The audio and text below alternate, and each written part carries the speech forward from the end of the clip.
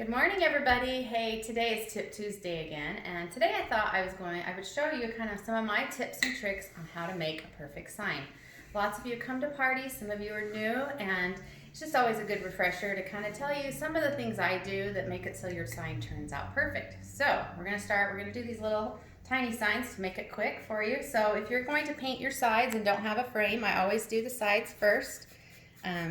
And get that all painted, and then that way it makes it so the front's nice and smooth and looks really good. Then once you get to the front of your sign, I like to take the side of my brush and dip it in the paint and lay it flat like this. The reason being is it makes your surface way smoother. You don't get any lines in your paint, and it just makes it nice and smooth.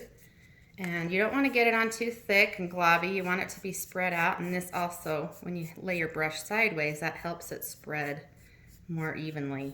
You can see, you can get all of those little bubbles out. And usually you want to do a couple coats on your background so that you make sure that you don't see through it all. This just has one. This block has two. So it's ready to go. So I'm going to show you how we do our vinyl. So this is our vinyl. You have a clear, a blue, and a white. And we're going to take the white off, but sometimes if you just pull the white like this, you might lose the centers of letters or the images. So the easiest way to prevent that is to lay it down flat and then just roll the paper off, pushing down. And then if anything does come up, you can kind of push it back and roll it down. But putting your fingers up on top and pulling is the easiest way. And I pull towards myself. I think that's the easiest. Once you get that off, then you're going to center the image. We use a chalk paint combination, so ours don't stick right away, which is really nice because then you can get it centered.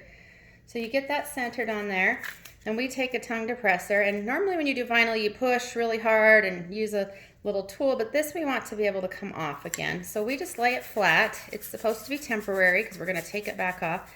So we lay it flat to give it even pressure. That way it's not pushing too hard in certain areas and won't pull off your paint. Once you get that down, you're going to pull the clear off. Maybe, there we go. And that's going to reveal your stencil. You want all the blue to stay down. Once I take that clear off, again, I go over it with the stick just to be sure that we didn't make any bubbles, and make sure that's really good down. Now before you put your, we're going to do a white heart on this red block, but before we do that, we're going to take that same red that our background color is. So if your sign was white, you'd be using white. Whatever your background color is, you're going to do a thin coat over the stencil. Now you want to make sure that this is thin. You don't want to dab. You want to just brush out smooth like that and make sure it's nice and thin. What that does is that makes a barrier so that when we put the white down, it's not going to bleed, because the red's going to go down and bleed first if there is any bleeding, and it won't cause a problem because it's the same color. So that's a really good tip, a step you don't want to skip. So once you got that coat on, next you're going to take the color that you want to do. We're going to do white on this one, and same thing, you want to do a really thin coat. You don't want it to be too thick, and you don't want to dab. You want to just brush it and keep it nice and brushed out. And this one, the color that you're doing for your design, you're going to do 2 coats of, but it's super important to make sure it's dry before you put the next coat on. So once I have this coat on, it's nice and brushed out, make sure we get all the design, you would let that dry, and then you would do a second coat of that to make sure it's covered really good. Once it's nice and covered, then you're ready for the fun part. You can take tweezers or your fingers and you get to peel this up. So we're going to get this edge and we just peel it up, and it reveals our design, maybe. And there you have it, a cute little red heart block. Now you can see that some of this red came up. That's because my paint wasn't all the way dry or not thick enough. It's important to make sure that you do those 2 coats, and also that you make sure the paint's all the way dry.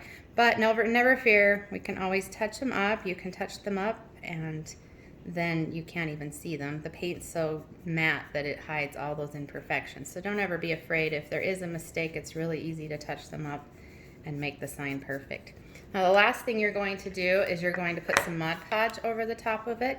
When I do that, I'm not going to do it since I got that wet, but you would dip it in there, and same thing, you want to lay your brush flat and spread it out. You don't want to come back on the board like this, or it will tear apart your brush and might make flakes in it. So if you've ever had that, try to go off the thing and then turn it and go off this way, and that way it'll prevent those little flakes from coming off on your brush. So there you have it. That's how you make the perfect sign. I hope that this helps you, and as you come into our classes, we teach you all these techniques, so if you forget, it's okay. We will help you out with that. So I hope you have a great Tuesday. We'll talk to you soon. Bye.